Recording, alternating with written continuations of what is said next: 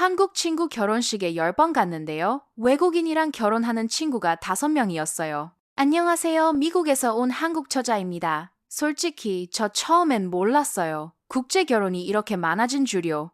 근데 요즘 제 주변만 봐도 그래요. 친구 대여섯 명이 외국인 배우자 만났어요. 일본, 대만, 베트남, 미국, 다양해요. 그래서 제가 궁금했어요. 왜 갑자기 이렇게 많아진 거지? 댓글도 읽어봤고요.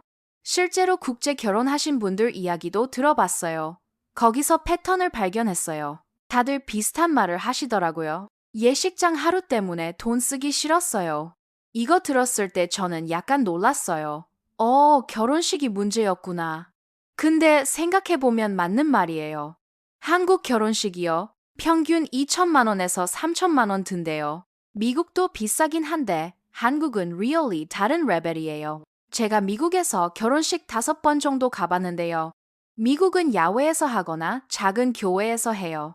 드레스도 빌리는 게 아니라 그냥 깔끔한 원피스 입고요. 근데 한국은 완전 달라요. 식장도 크고, 뷔페도 있고, 패백도 있고, 복잡해요. 웃긴 건요. 그렇게 돈 쓰고 남는 게 뭐냐는 거예요. 사진이랑 피곤한 몸뚱이요. 저도 그 말 듣고, 아, 맞네, 했어요. 하루 행사에 집 한 채 값을 쓰는 거잖아요. crazy하죠. 그래서 요즘 커플들은 어떻게 하냐면요. 구청 가서 간단하게 혼인신고만 해요. 그리고 그 돈을 집 보증금이나 저축 통장에 넣어요. 저는 이게 너무 똑똑하다고 생각했어요. 근데 여기서 또 재밌는 게 있어요. 국제 결혼하면 이게 더 자연스럽대요.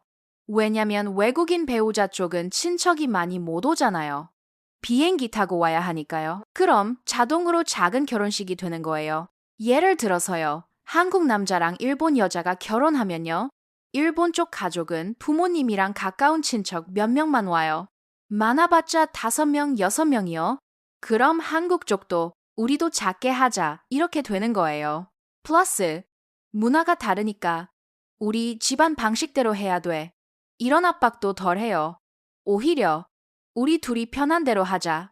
이런 분위기래요. 저는 이게 엄청 큰 장점이라고 봤어요. 또 하나 신기했던 건요. 국제 결혼하는 사람들 나이예요. 30살에서 40살 사람들이 진짜 많더라고요. 이 나이면 이미 사회생활 해봤잖아요. 뭐가 중요한지 아는 거죠. 제 친구 중에 43살 남자분이 있는데요. 일본 여자분이랑 결혼했어요. 여자분은 38이었고요. 둘 다 완전 현실적으로 생각하더라고요. 결혼식? 그냥 가족들만 10명 모아서 레스토랑에서 밥 먹자. 이랬대요. 드레스도 안 빌렸대요. 그냥 깔끔한 원피스 입었고요. 남자분도 평소 입던 정장 입고요. 그리고 돈은 전부 집 보증금에 넣었대요. 결혼 후에 경제적으로 여유 있으니까 싸우는 일도 줄었대요. 포인트가 뭐냐면요. 하루보다 10년이 중요하다는 거예요. 매일 행복하게 사는 게 하루 예쁘게 꾸미는 것보다 낫잖아요. 맞죠? 미국도 요즘 비슷해요. 큰 결혼식보다 작은 결혼식 많이 해요. 가까운 사람들만 부르고 의미 있게 하는 거요. 국제 결혼은 이게 더 자연스럽게 되는 구조예요. 근데 여기서 궁금한 거, 국제 결혼하면 돈이 정말 적게 들까요? 많은 분들이 국제 결혼은 싸다, 이렇게 생각하시는데요. 약간 복잡해요. 예식비는 줄어요. 맞아요. 근데 다른 비용이 추가돼요. 비자, 서류 번역, 공증, 이런 거요. 이게 보통 100만 원에서 200만 원 든대요. 많으면 300만 원이고요. 근데 생각해보세요. 예식비 2천만 원이랑 비교하면요. 완전 적은 거잖아요. 플러스 비자는 나중에도 유용하니까 낭비가 아니에요. 투자죠. 자, 이제 더 재밌는 얘기 할게요. 돈을 어떻게 나누냐는 거요. 제가 만난 커플이 이런 말 했어요. 결혼식은 하루인데 집은 매일 들어가잖아요. 그럼 집에 돈 쓰는 게 맞죠? 저 이 말 듣고 와 했어요. 완전 현실적이잖아요. 이 커플은 예식비를 세 등분했대요. 3분의 1은 집 보증금이요. 3분의 1은 비상자금이요. 나머지 3분의 1은 신혼여행이랑 생활비요. 너무 똑똑하지 않아요? 솔직히 결혼 초기에 제일 필요한 게 뭐예요? 집이랑 안정감이잖아요. 예쁜 결혼식 사진보다 편한 집이 100배 중요해요. 근데 이렇게 하니까 좋은 점이 많대요. 돈 문제로 싸우는 일이 확 줄었대요. 왜냐면 비상자금이 있으니까 갑자기 뭐 필요해도 괜찮은 거예요. 예를 들어서요. 냉장고 고장 났어요. 병원비 나왔어요. 이럴 때 어떻게 돈 없는데 이러면서 싸우는 게 아니라 비상자금 쓰면 되지. 이렇게 되는 거예요. 차이가 크죠? 제가 미국에서 봤을 때도요. 커플들이 제일 많이 싸우는 이유가 돈이었어요. 근데 미리 준비하면 스트레스 반으로 줄어요. 여기서 또 신기한 게 있어요. 국제 결혼하는 분들은요. 합의를 문서로 남긴대요. 명절은 어떻게 할 거야? 집안일은 어떻게 나눌 거야? 돈은 누가 관리할 거야? 이런 거 다 적어 놓는데요. 처음엔 저도 이렇게까지 했어요. 근데 생각해보니까 이게 맞아요. 나중에 문화 차이로 의견 다를 때 우리 이렇게 하기로 했지 하면서 리스트 보면 되잖아요. 실제 케이스 하나 들려드릴게요. 한국 남자분이랑 베트남 여자분이요. 명절 문제로 좀 싸웠대요. 남편은 당연히 한국에서 명절 보내야지 이랬고요. 아내는 나도 베트남 가족 보고 싶은데 이랬대요. 근데 베트남은 비행기 타야 하잖아요. 돈도 들고 시간도 오래 걸리고요. 매년 갈 수는 없는 거예요. 그래서 어떻게 했냐면요. 합의문 만들었대요. 홀수해는 한국, 짝수해는 베트남. 돈 없으면 화상통화로 인사한다. 딱 정해놓으니까 더 이상 안 싸웠대요. 매년 올해는 어디 이러는 게 아니라 달력만 보면 되는 거예요. 이런 게 국제 결혼의 장점 같아요. 문화가 다르니까 모든 걸 테이블에 올려놓고 얘기해요. 한국 사람끼리는 당연히 이래야지 하면서 넘어가는 것들이요. 나중에 큰 문제 되잖아요. 제가 한국에서 자랄 때 봤던 부부들도 그랬어요. 당연히 명절엔 시댁 가는 거지. 당연히 남편이 돈 벌고 아내가 집안일 하는 거지. 이런 식이었어요. 근데 그게 모두한테 당연한 건 아니잖아요. 반대로 국제 결혼은요. 당연한 게 없다. 이걸 전제로 시작해요. 그래서 처음부터 다 얘기하는 거예요. 장기적으로 보면 이게 훨씬 건강해요. 또 하나, 언어 문제요. 많은 분들이 걱정하시더라고요. 말이 안 통하는데 어떻게 결혼 생활해? 이런 거요. 근데 들어보니까요. 생각보다 괜찮대요. 요즘 번역 앱도 좋고요. 일상 대화는 석 달에서 6개월이면 된대요. 자주 쓰는 표현 200개만 외우면 기본 대화 가능하대요. 밥 먹었어? 오늘 뭐 할 거야? 사랑해. 이런 거요. 같이 살면 더 빨리 배워요. 제 생각엔요. 오히려 재밌는 게요. 언어가 서툴러서 더 명확하게 말하게 된대요. 한국 사람끼리는 알아서 해, 눈치껏 해, 이런 말 많이 쓰잖아요. 근데 외국인한테는 안 통해요. 그래서 설거지는 저녁 8시까지, 쓰레기는 화요일, 금요일에 이렇게 구체적으로 말하게 되는 거예요. 오해가 줄어들죠. 미국 사람들도 그래요. 명확하게 말하는 걸 좋아해요. 나는 이렇게 생각해. 나는 이걸 원해. 직접적으로 말하는 게 관계를 더 건강하게 만들어요. 자, 이제 더 큰 그림 볼게요. 왜 갑자기 국제 결혼이 많아진 거예요? 비용 문제도 있지만요. 진짜 이유는 따로 있어요. 세계가 가까워진 거예요. 10년 전만 해도 외국인 만나려면 특별한 기회 필요했잖아요. 근데 지금은요, 완전 달라요.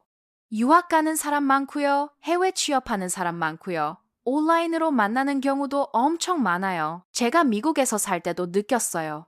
국경이 의미 없어졌다는 거요. 실제 케이스 하나요. 온라인 게임에서 만난 커플이에요. 남자는 한국, 여자는 대만이요. 같은 게임 하다가 길드에서 알게 됐대요. 처음엔 그냥 게임 친구였어요. 근데 매일 2시간씩 같이 게임하고 채팅하니까요. 서로 좋아지게 된 거예요. 오늘 뭐 먹었어? 회사에서 이런 일 있었어. 이런 얘기도 하고요. 6개월 후에 실제로 만났대요. 1년 연애하고 결혼했고요. 요즘 이런 케이스 진짜 많아요. 인스타그램, 유튜브 댓글 다 만남의 장소예요. 또 한류요. 이거 완전 큰 영향이에요. K-팝, 드라마 보고 한국 관심 갖는 외국인 너무 많아요. 제가 미국에 있을 때도요. 친구들이 한국 드라마 봤어요. 그러면서 한국어 배우고 한국에 유학 오고요. 자연스럽게 한국 사람 만나게 되는 거예요. 특히 일본 여성들이요. 한국 남자 이미지가 좋아졌대요. 다정하다, 배려심 있다, 요리도 잘한다, 이런 이미지요. 실제로 한국 남자, 일본 여자 결혼이 최근 2년 연속 급증했대요. 근데 여기서 중요한 게요. 과거랑 만남의 질이 달라진 거예요. 예전에는 중개업체 통해서 거래처럼 됐잖아요. 솔직히 문제 많았어요. 사진만 보고 결혼하고요. 서로 잘 모르니까 나중에 갈등 많고 이혼도 많았어요. 근데 지금은 요! 자연스럽게 만나서 연애하고 결혼해요. 유학에서 만나거나요? 직장에서 만나거나요? 취미 활동에서 만나거나요? 온라인에서 만나거나요? 진짜 사랑해서 결혼하는 거예요. 국적이 다를 뿐이지 일반 연애 결혼이랑 똑같아요. 또 하나요. 젊은 세대는 편견이 거의 없어요. 제 친구들 봐도요.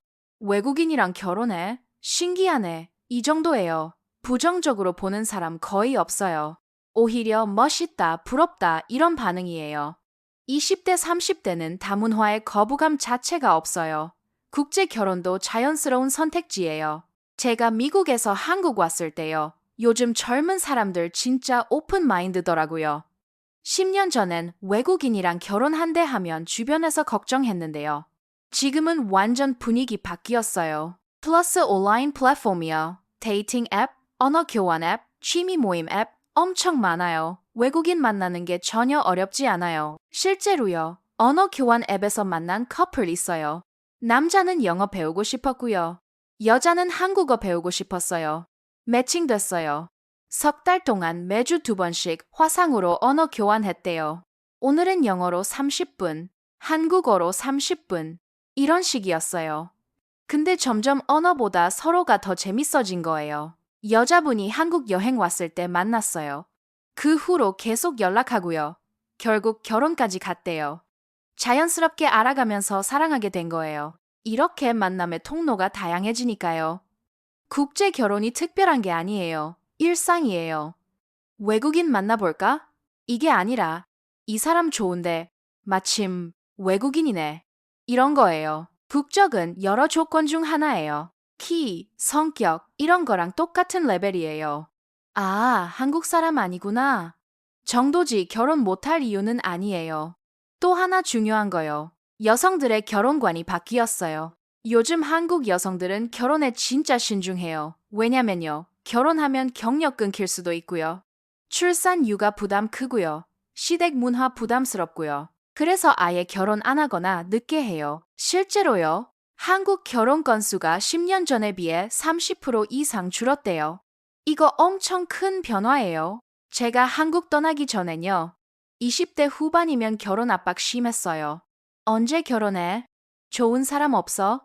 맨날 들었어요. 근데 지금은 많이 바뀌었어요. 그럼 한국 남성들은요?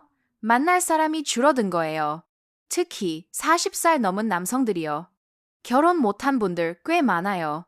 그래서 시야를 해외로 돌리는 거예요. 외국 여성들 중에는요. 한국 남자 이미지 좋은 경우 많아요. 그래서 자연스럽게 국제 결혼으로 이어져요. 근데 이게 나쁜 게 아니에요. 서로 좋아서 만나는 건데 국적만 다를 뿐이에요. 웃긴 건요. 한국 여성들도 외국 남성이랑 결혼 많이 해요. 왜냐면요. 외국 남자들 중엔 집안일 나누기, 애 돌보기가 당연한 사람들 많아요. 한국 남자들도 요즘 많이 바뀌었어요. 맞아요. 근데 여전히 전통적인 역할 기대하는 경우 있잖아요. 남자는 밖에서 돈 벌고 여자는 집에서 애 키우고 이런 거요.